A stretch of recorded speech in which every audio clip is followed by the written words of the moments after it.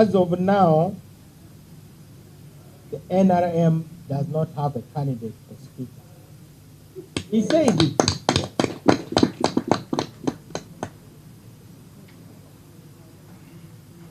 The symbols we saw on ballot papers are well known. The chairman of the Electoral Commission made a statement and posted a video on X. And today, I saw the General Secretary of the PLU saying he agrees with that statement. I hope after this press conference, there will be less confusion.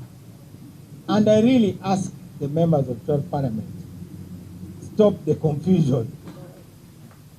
You are all over the place, swinging in all sorts of directions. Even your followers now don't know what to do.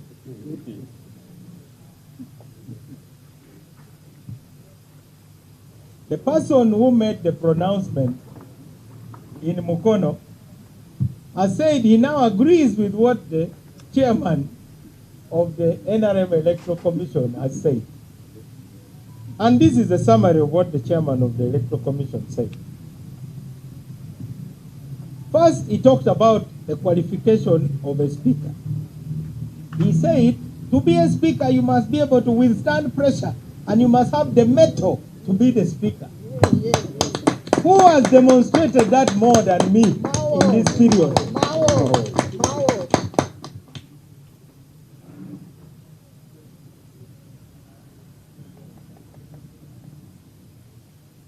And he said that the stepping down from being a candidate by the former speaker has, and I quote, set the ground for a new process. As a cooperating partner of the NRM, I have read and mastered the NRM Constitution. I've read their code of conduct, and I pay attention to what their leaders say.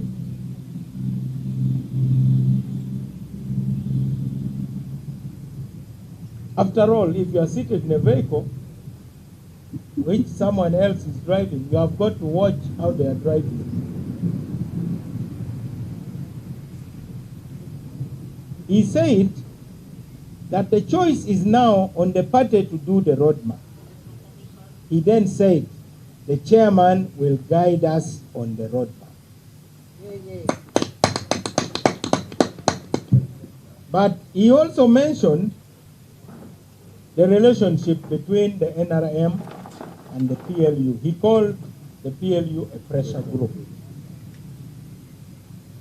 And he said, as a pressure group, they are autonomous and they are free to make their pronouncements and endorsements. I agree with that. I have no problem with that. But what I know is that they are within the NRM.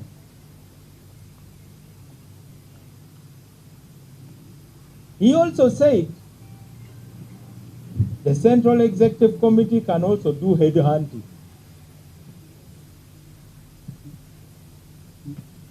So, he has clarified on that statement, the Mukono pronouncement. What we want to avoid is improvisation. Someone who has not actively shown interest, being interested, and therefore appearing to be a project. That reminds me of a president called Godfrey Binaisa. You know, Godfrey Binaisa was lobbying to be, I don't know whether an ambassador. Then they told him, you are going to be president. You can imagine the disaster which followed. He started doing things. He's the one who introduced that famous phrase, Okugwa Mubintu. Falling into things. Now, the politics of falling into things should not be encouraged, particularly for a position such as that of Speaker. And we are going to be alive, all of us. I don't know how things will move after this. My job is to warn.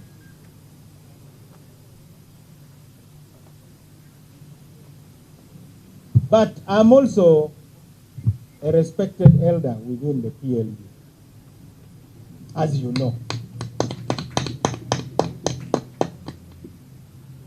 So let me offer some advice. And this is not the first time I've offered advice. The first advice I gave one time was when some of them wanted to register a political party. And I told them that we also face that dilemma as members of Uganda Young Democrats, UYD. There was a time we were so frustrated with our party. It appeared stuck, they were bickering, they were slow. We wanted to form a party. Fortunately, we eventually debated and we agreed that no. What we should endeavor to do is to ensure that one of us takes over the leadership of the party. That's why I'm here. Yeah, it is the UYD which propelled me. So I agree that the PLU will determine the next generation of leaders of NRM, from the top to all the levels. That's okay. That requires discipline. The other example is the Tea Party in the Republican Party of America. They became a force, and they're the ones who revolutionized the Congress and the Senate, and they even were the force behind Donald Trump.